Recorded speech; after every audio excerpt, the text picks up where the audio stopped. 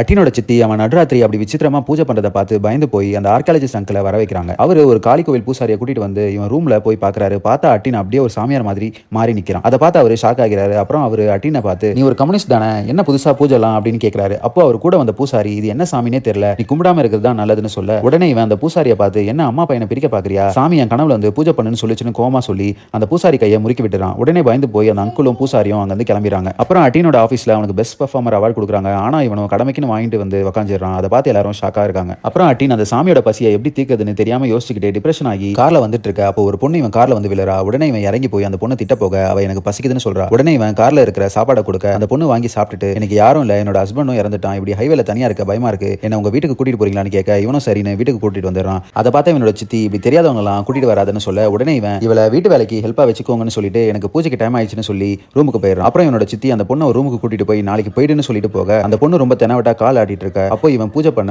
இவன் இங்க சிரிச்சிட்டு இருக்கா. நடுராத்திரி ஏதோ சத்தம் கேக்குதுன்னு இவனோட சித்தி மெழுகுவத்தி ஏத்திக்கிட்டு போய் பார்க்க, இந்த பொண்ணு பேய் மாதிரி வந்து அவங்க முன்னாடி நிக்கிறா.